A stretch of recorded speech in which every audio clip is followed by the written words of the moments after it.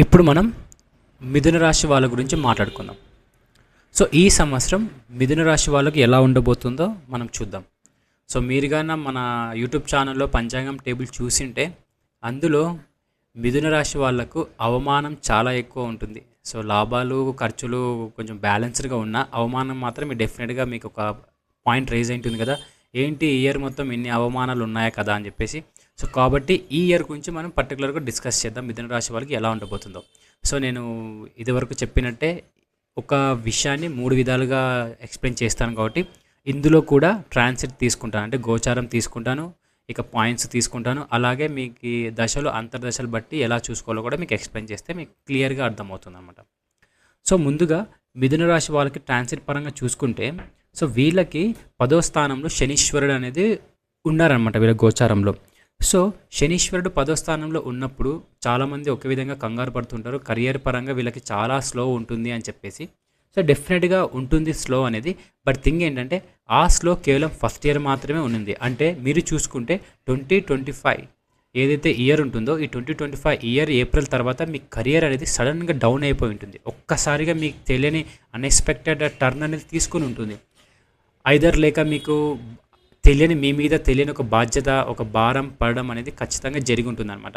So ఇప్పుడు ఈ భారం ఏదైతే 1 ఇయర్ మీరు బేర్ చేశారో ఈ ఏప్రిల్ నుంచి దీనికి మీకు కొంచెం విముక్తి అనేది ఏర్పడుతుంది అనమాట. సో కాబట్టి మీరు ఆల్రెడీ 1 ఇయర్ సఫర్ అయ్యారు కాబట్టి మీరు అనుకున్న దానికన్నా బెస్ట్ శాలరీ తీసుకొని తక్కువ రెస్పాన్సిబిలిటీ మీరు హ్యాండిల్ చేయగల రెస్పాన్సిబిలిటీ పొజిషన్లోకి వెళ్తారు. ఇన్ కేస్ బిజినెస్ పీపుల్ అయితే కూడా మీరు ఏదైతే సఫర్ అయి ఉంటారో ఈ 1 ఇయర్ దేనికోసమైతే మీరు కష్టపడి ఉంటారో దానికి రిజల్ట్ అనేది మీకు ఈ ఇయర్ డెఫినెట్గా వస్తుందన్నమాట.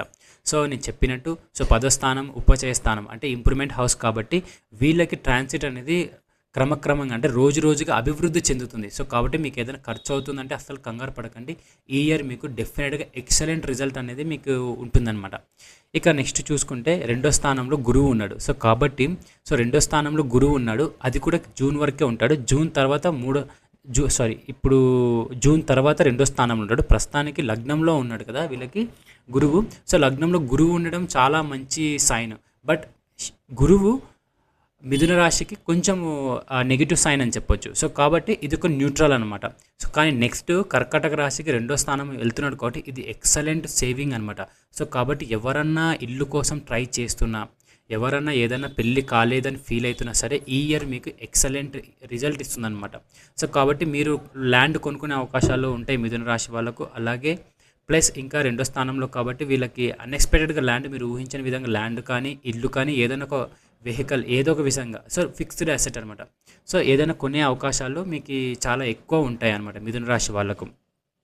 ఇక నెక్స్ట్ చూసుకుంటే వీళ్ళకి 9వ స్థానంలో చూసుకుంటే రాహు ఉన్నాడు. సో కాబట్టి కొన్ని సినారియోస్ క్రియేట్ అవుతాయి. పేరెంట్స్ని ఎస్పెషల్లీ ఫాదర్ని అస్సలు ఇన్సల్ట్ చేయకండి.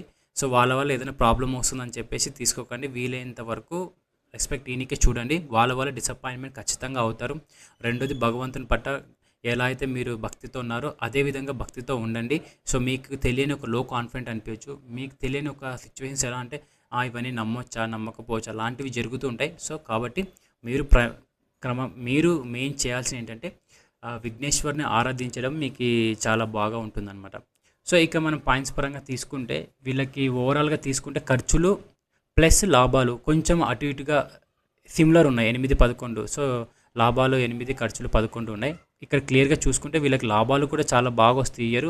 సో మీరు మంచి సేవింగ్స్ చేస్తారు, అదేవిధంగా ఖర్చులు చేస్తారు. సో ఇక 2వ స్థానంలో నేను చెప్పాను కాబట్టి డెఫినెట్గా అది ల్యాండ్ పరంగా మీరు ఖర్చులు చేయొచ్చు. ఏదైనా అసెట్ అంటే గోల్డ్ పరంగా కూడా ఏదైనా ఫిక్స్డ్ అసెట్స్ తీసుకుంటే మీకు ఆ ఖర్చులు కూడా వెరీ పాజిటివ్ సైన్ అని చెప్పొచ్చు.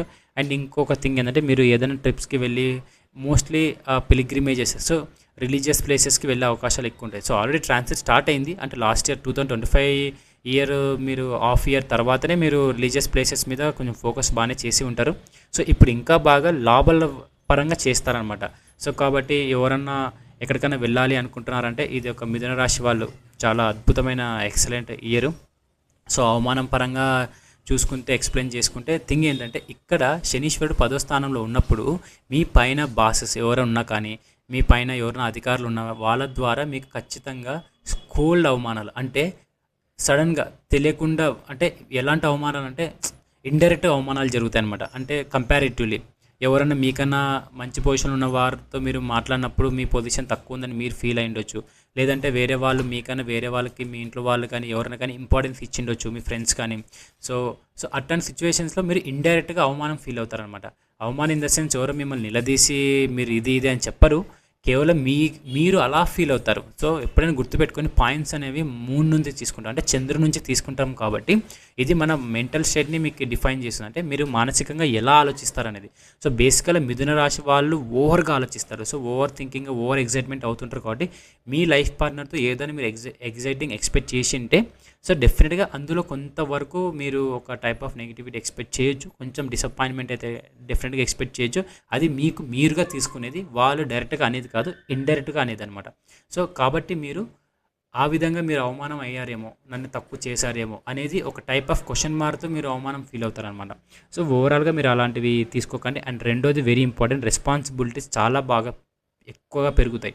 సో 10వ స్థానంలో ఉన్నారు కాబట్టి శనీశ్వరుడు, సో మీకు ఖచ్చితంగా రెస్పాన్సిబిలిటీస్ అనేది పెరుగుతాయి అనమాట. 2వ స్థానంలో గురువు వెళ్తున్నా కూడా ఆ రెస్పాన్సిబిలిటీస్ మీరు నచ్చుతుంది. మీ ఫ్యామిలీ అందరూ మిమ్మల్ని ఒక type of centre of corner చేసే అవకాశాలు ఉంటాయి. ఒకవేళ మీకు పెళ్ళి కాకపోతే పెళ్ళి చేసుకునే అవకాశాలు ఉంటాయి. So that is like good points అనమాట.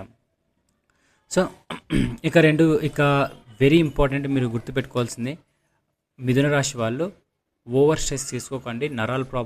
నరాలు సంబంధించిన ఏదైనా ఇష్యూస్ వచ్చే అవకాశాలు ఉన్నాయి. అండ్ అందులో ఎక్కువగా వచ్చేది మెడ సంబంధించి లైక్ జాయింట్ పెయిన్స్ కానీ, లైక్ నెక్ సంబంధించిన మెడ నొప్పి లాంటివి వచ్చే అవకాశాలు ఉన్నాయి. సో వీలైనంత వరకు రెస్ట్ తీసుకోండి, వీలైనంత వరకు ఫాలో అవ్వండి అనమాట. ఇక మిథున రాశి వాళ్ళు విష్ణుమూర్తికి ఆరాధిస్తే చాలా మంచిది. అలాగే మీరు సంబంధించిన వీలైతే పచ్చదనం ఏవైతే గ్రీన్ వెజిటేబుల్స్ ఉంటాయో చూసారా, సో గ్రీన్ వెజిటేబుల్స్ని మీరు డొనేట్ చేశారనుకోండి, మీకు చాలా అద్భుతమైన రిజల్ట్స్ అనేవి ఉంటాయన్నమాట. సో మీకు ఇక దశ అంతర్దశల ప్రకారంగా తీసుకుంటే మీ దశ ఒకవేళ త్రికోణం సంబంధించిన దశ నడుస్తూ ఉందనుకోండి, చాలా సూపర్, ఇంకా 2 పాయింట్స్ ఎక్కువ ఇచ్చుకోవచ్చు.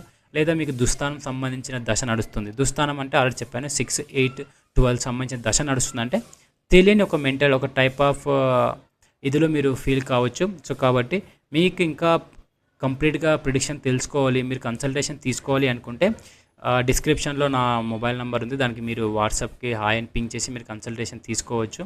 సో కొత్త వాళ్ళైతే సబ్స్క్రైబ్ చేసుకోండి. మరో వీడియోతో మళ్ళీ కలుస్తాం. బాయ్.